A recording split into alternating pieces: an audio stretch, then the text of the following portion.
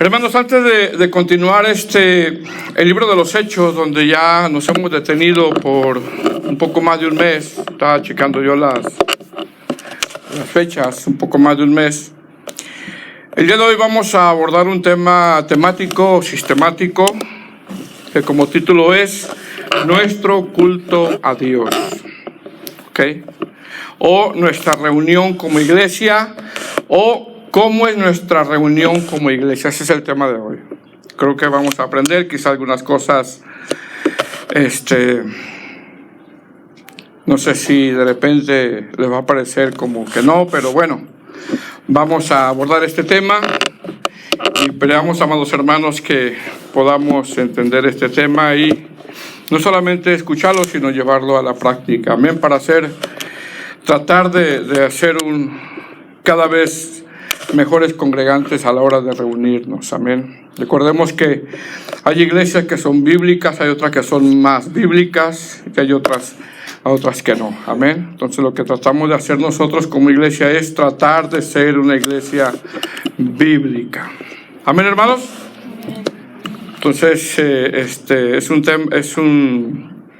tema sistemático, temático, que como título nuestra reunión como iglesia o nuestro culto a Dios. Y vamos a 1 de Corintios, vamos a tomar ese texto como un trampolín, como dicen, ¿verdad? Cuando se toman temas sistemáticos. 1 de Corintios capítulo 14, verso 40. Cuando lo tenga, me dice un amén, se pone de pie.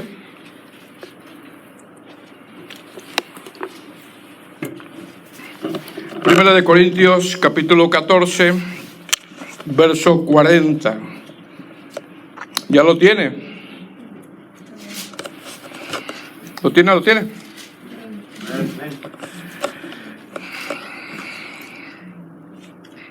Dice la palabra del Señor. ¿Estamos ahí? Dice, pero hágase todo decentemente y con orden. Lo leemos juntos. Pero hágase todo decentemente y con orden. La versión en lenguaje actual dice, pero háganlo todo de una manera correcta y ordenada. Vamos a orar, hermanos. Padre Santo, reconozco, Señor, que hay mucho temblor, Señor, mucha necesidad en mi vida, porque es un momento crucial para mí, Señor, y no solamente para mí, sino para mis hermanos, el estar aquí, hablar tu palabra, leer tu palabra y predicar tu palabra. Yo te ruego, yo te pido, yo te suplico que me ayudes. Te necesito, Señor.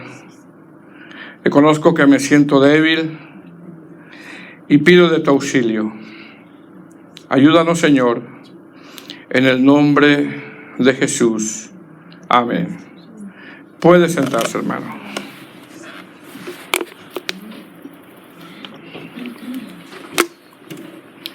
Vamos a ir un poquito despacio en este tema para que lo vayamos entendiendo y asimilando. Amén.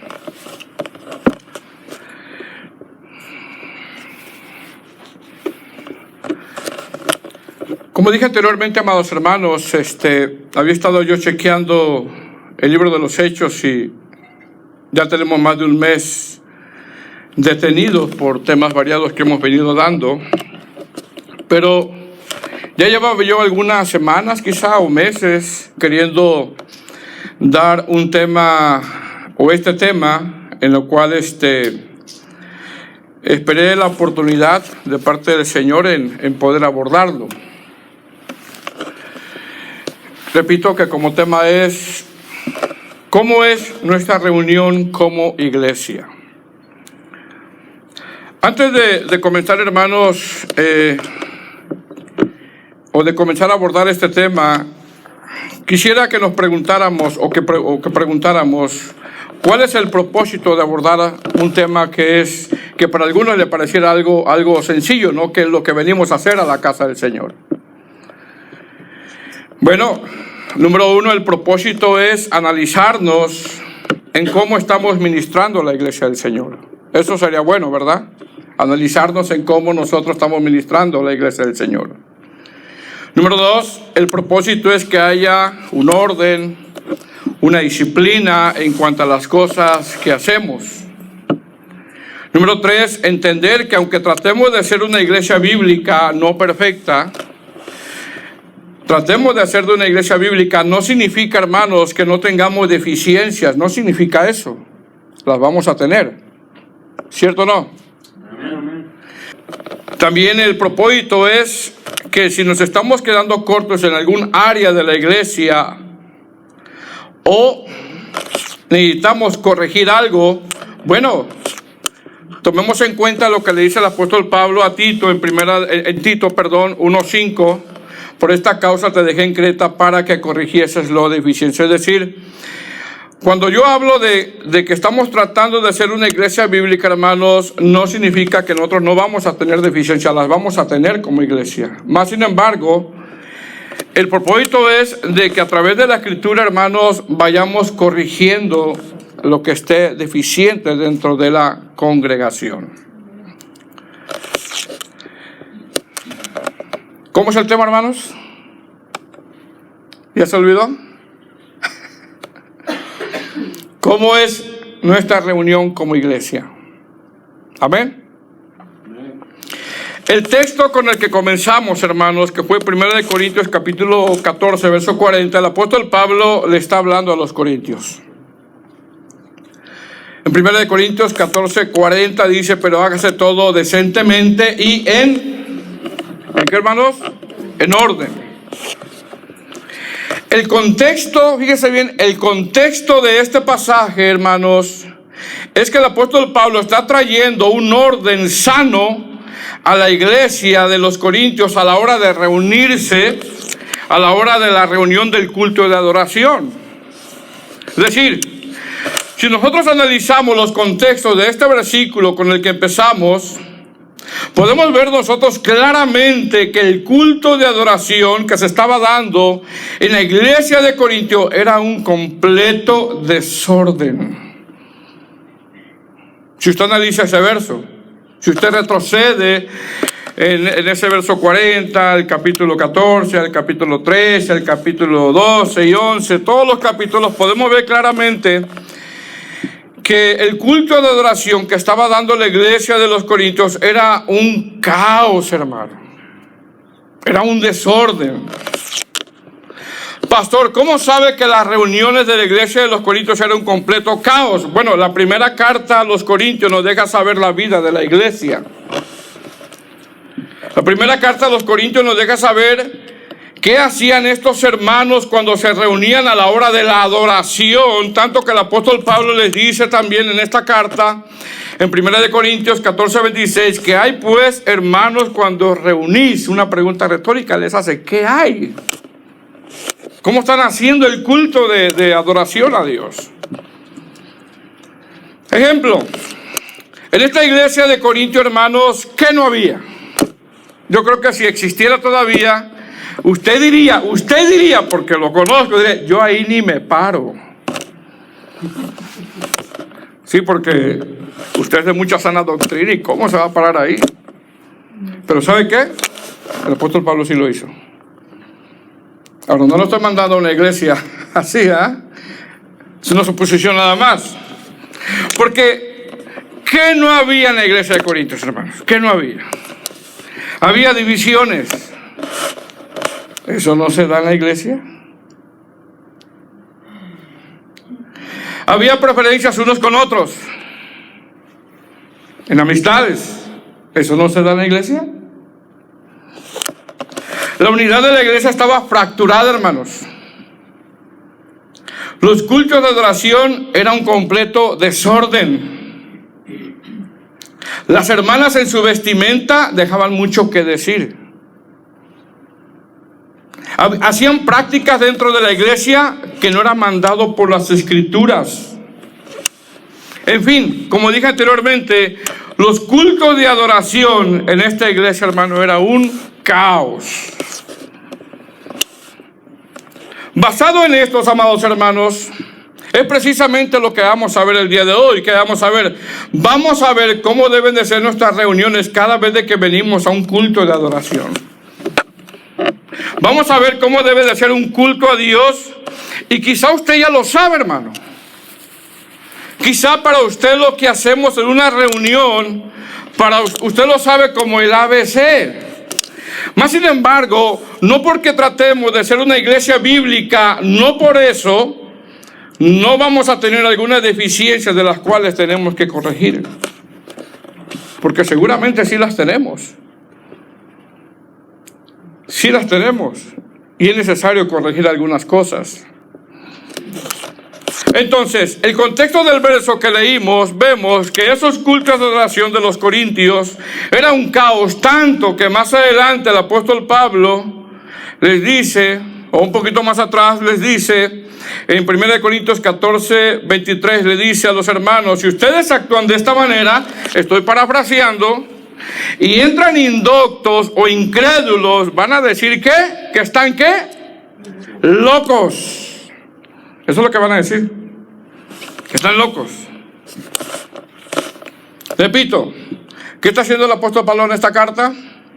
Los está corrigiendo, está trayendo un orden, está trayendo ciertas disciplinas, los está llevando a que a la hora de reunirse de verdad tengan una verdadera reunión de adoración como lo manda Dios en su palabra y no como se le ocurre a alguien, nada más.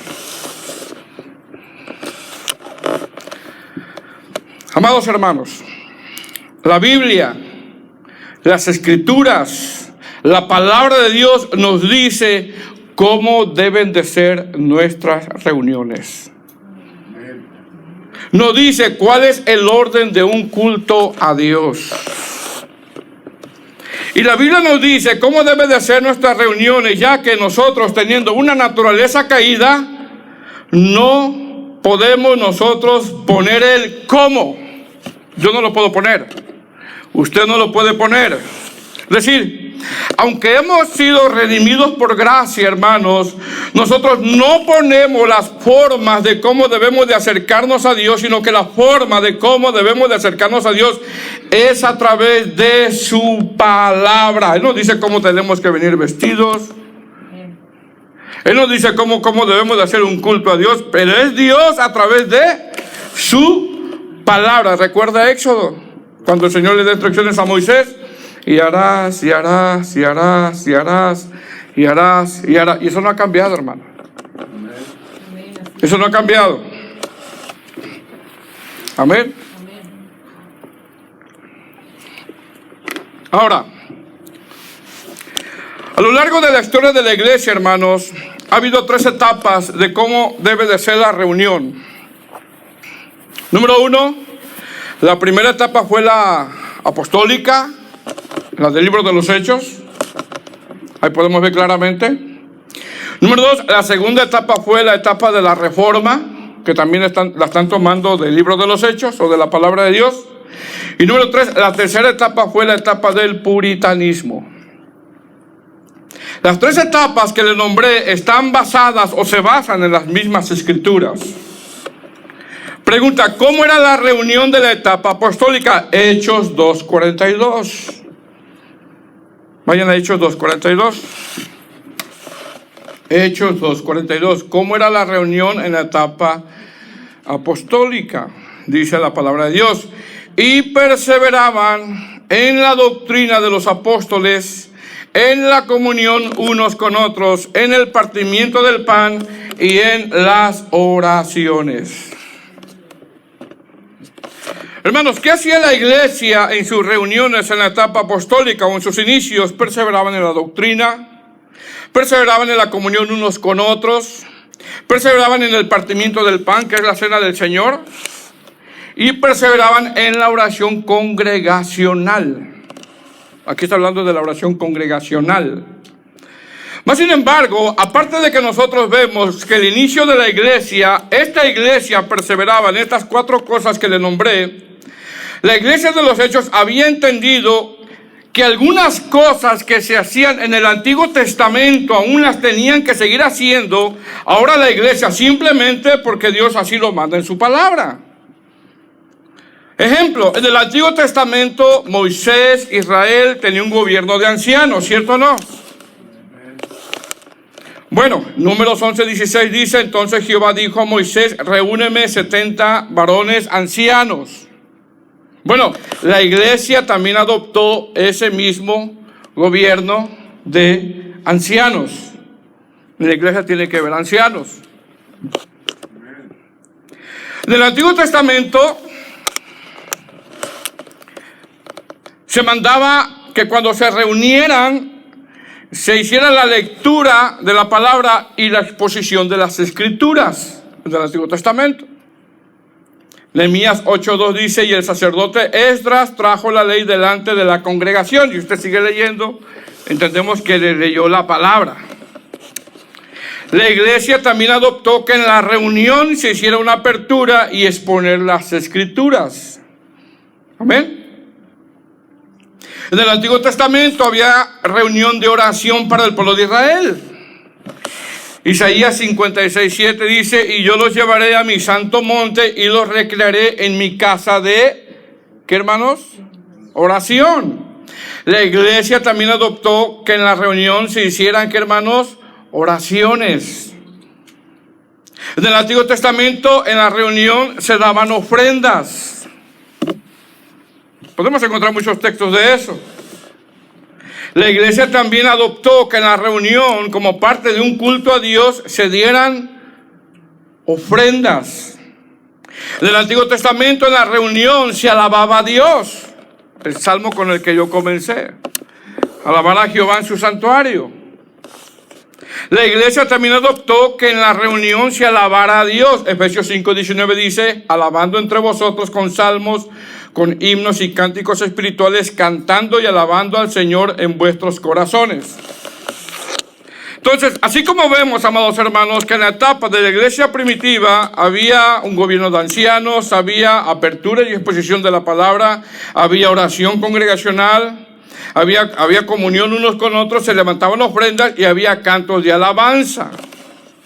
De la misma manera que hubo cosas que se hacían en el Antiguo Testamento, no por copiarle, no, simplemente porque era palabra de Dios, la iglesia también lo adoptó, como lo que le acabo de nombrar.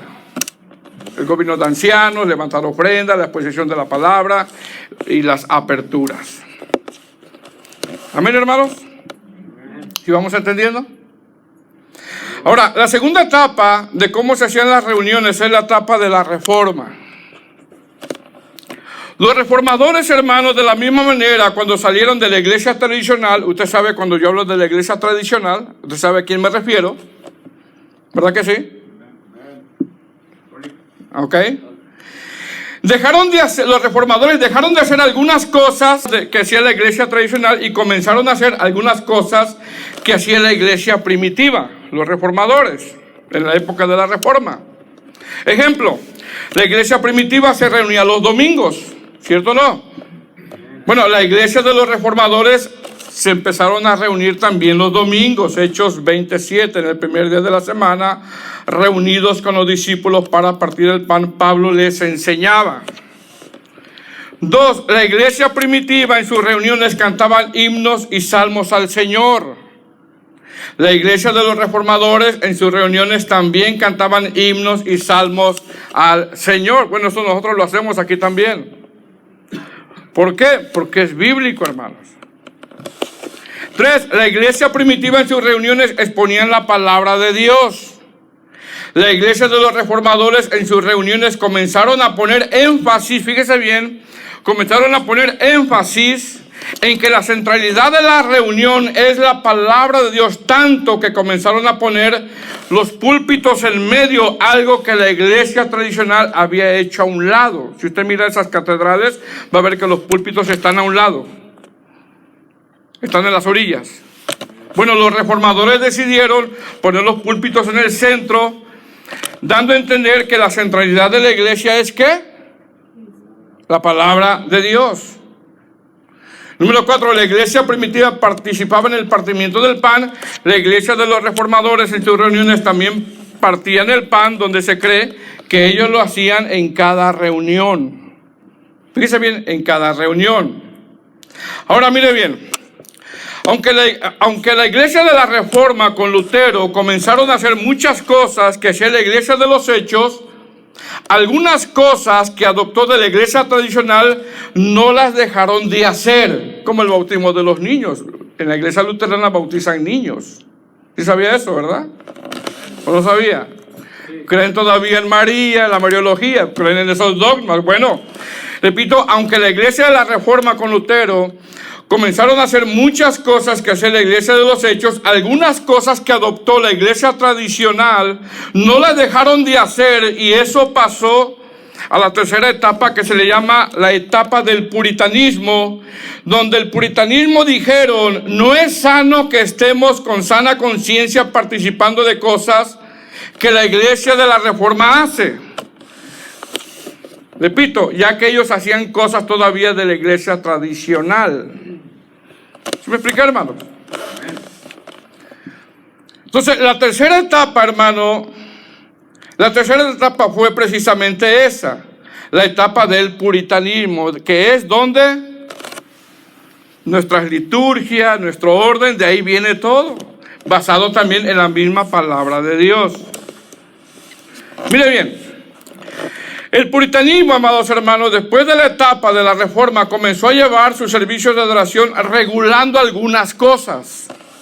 Es decir, mientras que la iglesia de la Reforma decía: podemos hacer lo que la Biblia manda, pero también podemos hacer lo que la Biblia no prohíbe, los puritanos dijeron no. No. Los puritanos dijeron: tenemos que hacer lo que la Biblia manda, y hacer lo que la Biblia no prohíbe es un error. Es un error. ¿Por qué? Porque nosotros no solamente somos iglesia dentro de las 5 solas, somos, ¿qué, hermanos? También sola escritura. Por lo tanto, lo que regula nuestra reunión no es la iglesia, no somos nosotros, sino que es ¿qué? La palabra de Dios, la sola escritura. A eso, amados hermanos, si usted lo quiere buscar después, se le llamó el principio regulador de la adoración. Así se le llamó. Si usted lo quiere buscar en Google, en Wikipedia, no sé, lo quiere buscar, se le llamó el principio regulador de la adoración, donde los puritanos dijeron: tenemos que hacer lo que la Biblia manda y hacer lo que la Biblia no prohíbe. Eso es un error. Porque aunque somos iglesia dentro de las 5 solas, también somos sola escritura.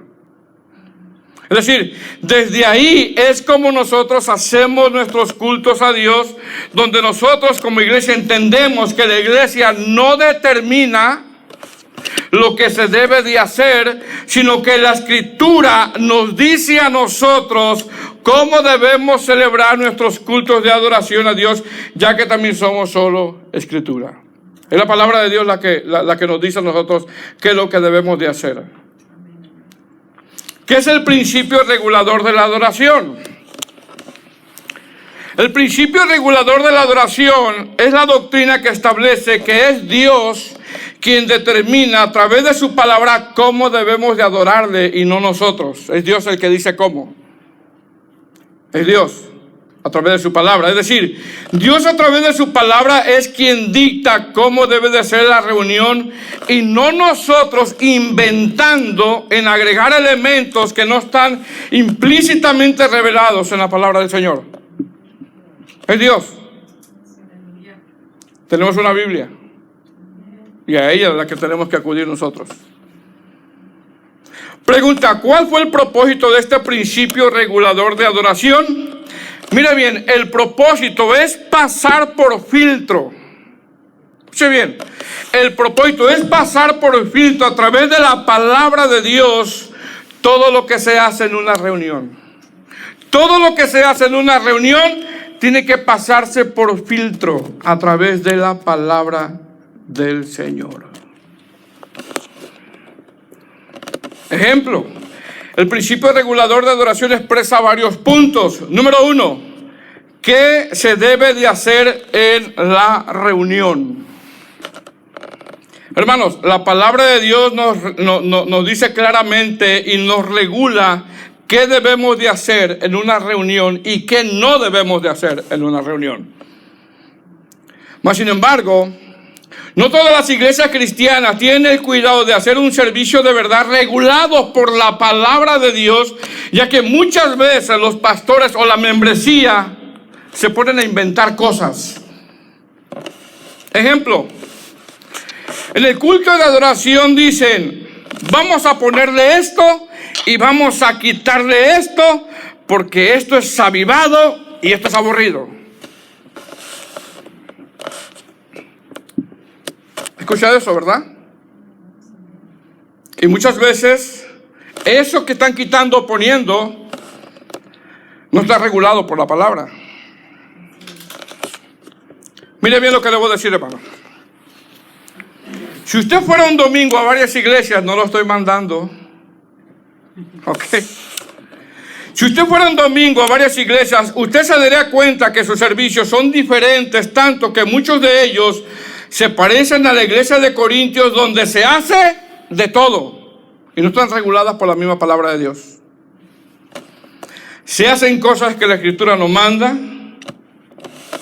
La exposición de la Escritura no es como debe de ser. El culto de adoración no está cuidado. Las cosas que se hacen no se entiende de dónde las han sacado. Si es la imaginación del pastor o de un miembro de la iglesia, o de que un hermano tuvo un sueño. Ponen música de fondo en las prédicas para que sientan. Yo sé que de repente esto no puede caer muy bien, pero es la verdad. ¿Qué nos debe de regular a nosotros?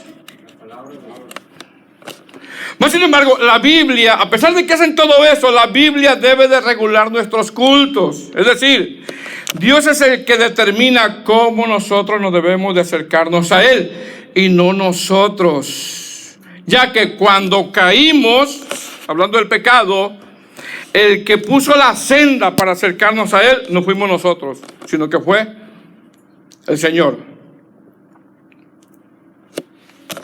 Entonces, ¿cómo debe de ser nuestra reunión, hermanos? Nuestra reunión es competencia de Dios, la forma como debemos de adorarle. Sin embargo, si nosotros nos ponemos a inventar cómo acercarnos a Dios, nos puede pasar como a muchos personajes le pasó en la palabra de Dios. Ejemplo, cuando Caín trajo su ofrenda, ¿le fue bien? Cuando Pérez Usa, que no se llamaba Pérez, ¿verdad? Primero, sino Usa, tocó el arca del pacto cuando los bueyes tropezaban, y en ese instante, ¿cómo quedó? Fulminado. Cuando el rey Usías ofreció incienso, y en ese momento que tomó el incensario, ¿cómo quedó? Lleno de lepra. Cuando Nabat y Abiú le ofrecieron fuego extraño, el fuego del Señor los consumió y los destruyó. ¿Por qué? Por inventar cosas. Por hacer cosas que el Señor no les prescribió.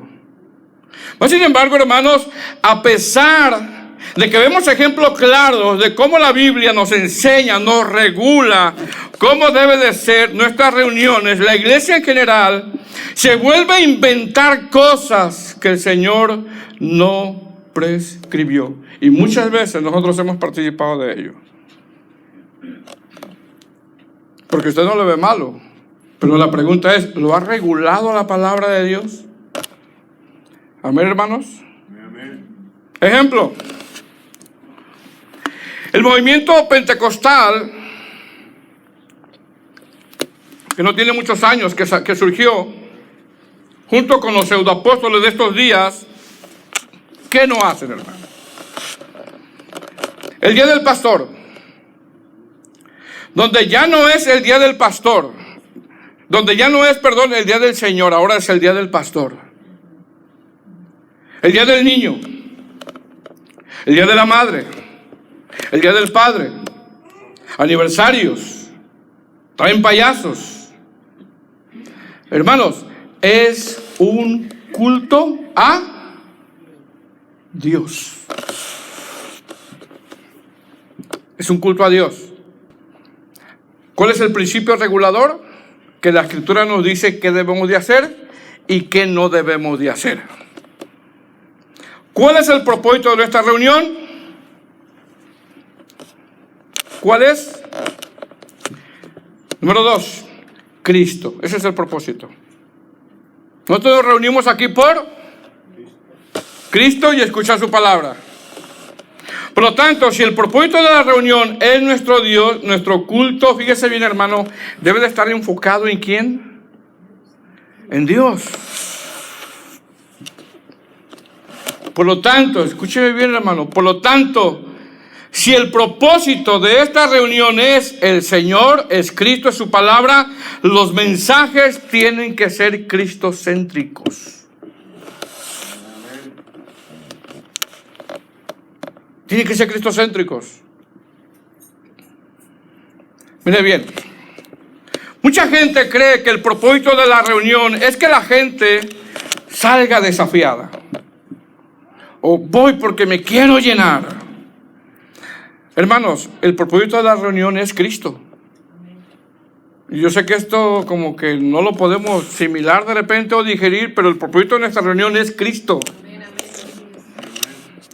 El propósito de la reunión es escuchar un mensaje cristocéntrico, por lo tanto, nuestros mensajes deben de hablar de Cristo. No mensajes humanistas. Pastor, pero necesitamos un culto de avivamiento para que despierten, porque llegan, como decimos en México, con el puro olor de la gasolina llegan al culto. Hay que hacer algo para que despierten, ¿no? No necesitamos eso, necesitamos el evangelio nada más. Pastor, pero necesitamos un culto de avivamiento para que el que esté frío se caliente y reciba un electroshock.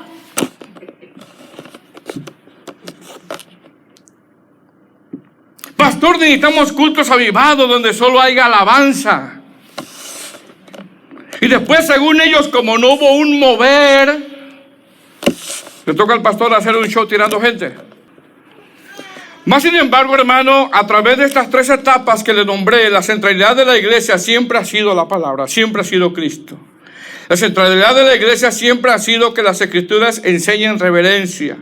La centralidad de la iglesia es que el evangelio sea enseñado. Por lo tanto, tenemos que tener cuidado con dar mensajes humanistas. Hay que tener mucho cuidado con eso, porque el mensaje no es, o sea, usted no es el mensaje. Tú eres un rey, tú eres un campeón. Tenemos que tener mucho. Usted no es el mensaje, hermano. El mensaje es Cristo. Es un culto a Dios. De repente como que no puede caer muy bien, ¿verdad? Pero es el primer jueves. 3, ¿qué es un culto de adoración, hermanos? El principio regulador nos dice que es un culto de adoración a Dios. Yo no vengo a decirle al hermano que es un rey o que es un campeón, no. Yo vengo a decirle que Cristo es el rey, que Él es el Salvador. ¿Qué es un culto de adoración? El principio regulador nos dice que es un culto de adoración. Es un culto a Dios. En un culto a Dios debe de haber reverencia. Es un culto a Dios. Tiene que haber ¿qué? Reverencia. Por lo tanto, no dejemos que los niños corran. Por favor, hermanos. Apaguemos los teléfonos en el culto. Por favor, hermanos. Es un culto a Dios. En su casa puede hacer lo que quiera. Aquí es la casa de Dios.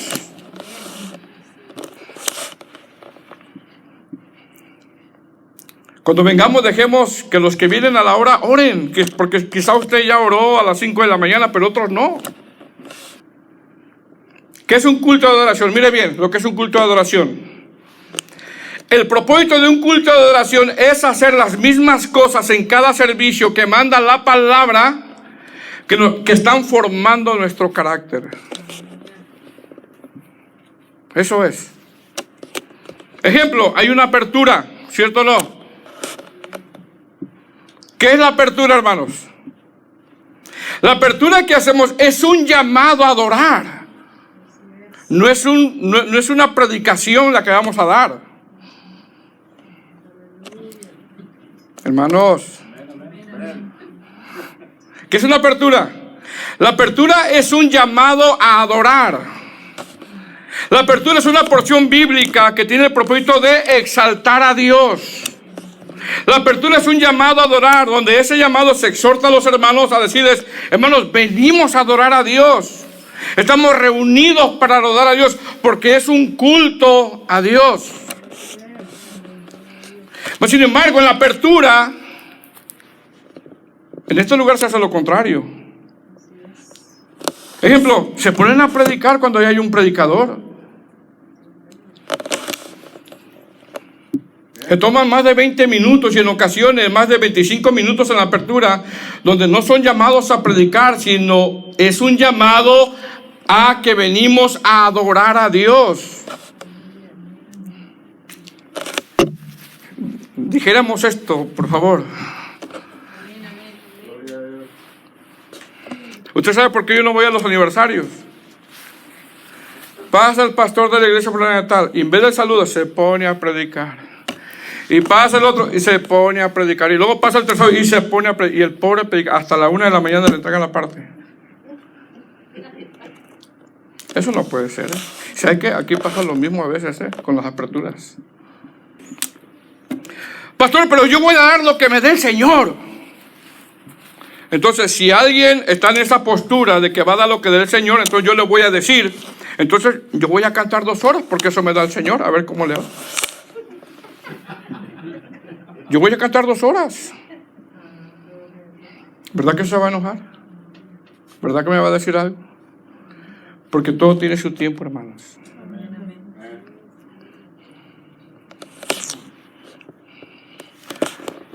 ¿Cuál debería ser el tiempo para tomar la apertura? 5 minutos, 7 minutos, suficiente, hermanos. Porque es un llamado ¿a qué? Hermano, pero nos ponemos a predicar de los caballos blancos y del apocalipsis y no sé qué de tanto, hermano.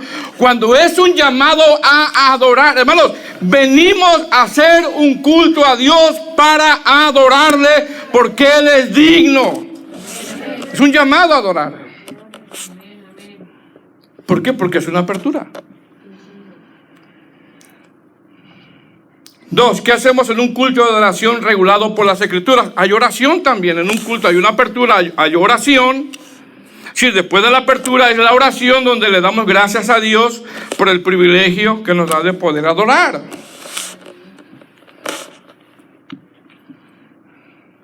3, ¿qué hacemos en un culto de adoración regulado por las Escrituras?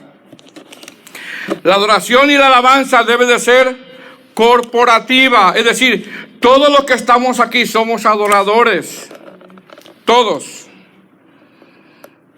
Eso fue lo que la Reforma o el puritanismo expuso a través de las Escrituras, donde todos adoramos juntos y no solo los que ejecutan los instrumentos. Los músicos no son levitas. Hay que quitarnos esa palabrita de la boca. Los músicos no son levitas, aunque dicen por ahí que levita la oración, levita el ayuno. Los músicos no son levitas, hermano. No estamos en el Antiguo Testamento. Los músicos no solamente son los que adoran, no. Los adoradores somos todos. Usted no viene como espectador para ver a los supuestos levitas. No hay levitas. Todos somos adoradores. ¿Qué debemos de hacer en un culto de adoración regulado por las Escrituras? Todos juntos adorar a Dios, hermanos. Efesios 5:19, hablando entre vosotros con salmos y cánticos espirituales, cantando y alabando al Señor en vuestros corazones. ¿Dicen nada más los músicos ahí? Todos. Pregunta, ¿qué tipo de canto debemos de ejecutar? Quiero que sepa que hay unos cantos que tenemos que... ¿Ok? Depurar. Yo otra vez le dije a los hermanos, hay cantos que deben de depurar. Y le dije uno y se empezaron a reír, no sé por qué se ríen. Que parece de Navidad, dice. Se lo digo de verdad. Hermanos, se lo digo con todo mi corazón. Hay algunos cantos que debemos de depurar. ¿Por qué? ¿Qué tipo de cantos debemos de ejecutar? Cantos que nombren la grandeza de Dios. Cantos que reconozcan lo misericordioso que es Dios. Cantos que mencionen la grandeza, la bondad, la gracia de Dios. Esos son los cantos, porque es un culto a Dios. Los atributos, bien lo dijo el hermano. ¿Qué hacemos en un culto regulado por las Escrituras? Se levantan ofrendas y se dan anuncios. Las ofrendas, amados hermanos, son parte del culto a nuestro Dios. Las ofrendas que damos es un privilegio que se nos dio para poder participar. Mas, sin embargo, en la ofrenda también hay prédicas. Y hay un predicador que en vez de enfocarse en la ofrenda, hay prédicas.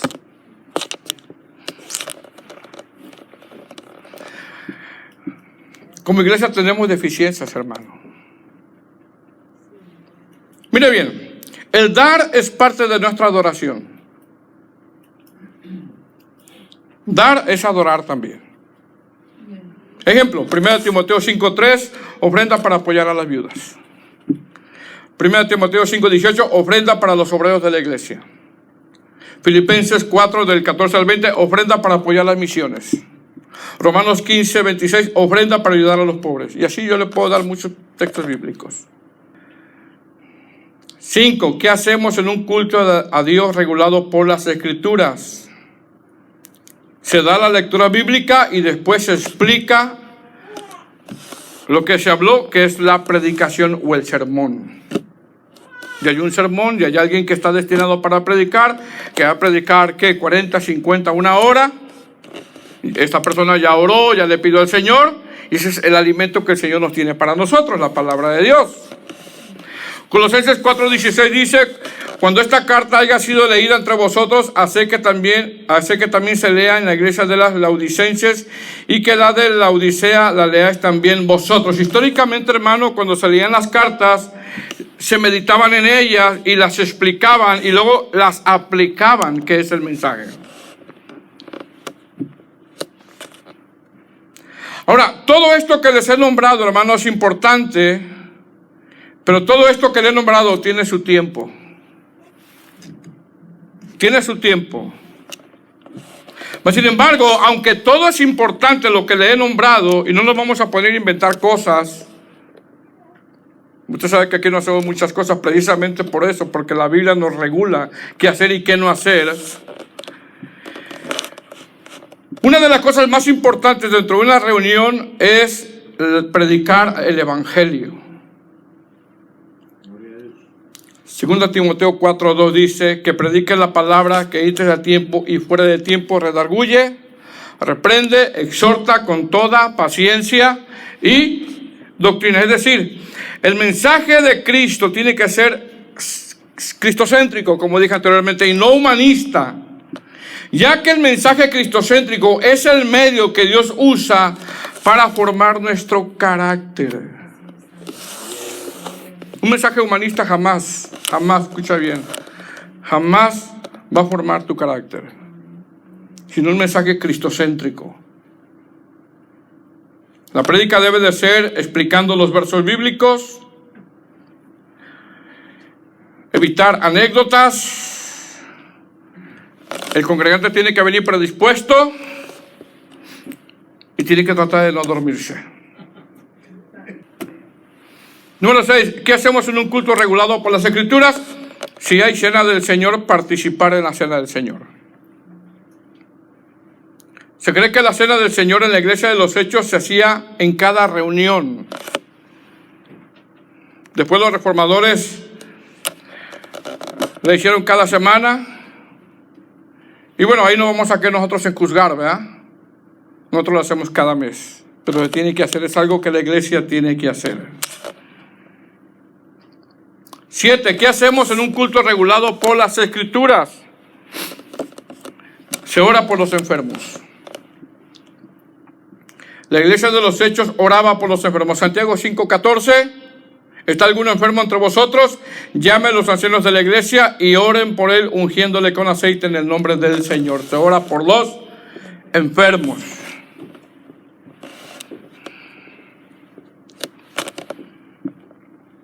Y número 8. ¿Qué hacemos en un culto regulado por las Escrituras? Se dan anuncios y despedida. Si usted ve las cartas paulinas, hermanos, si usted analiza las cartas, al final de las cartas paulinas hay muchos anuncios y muchas despedidas también.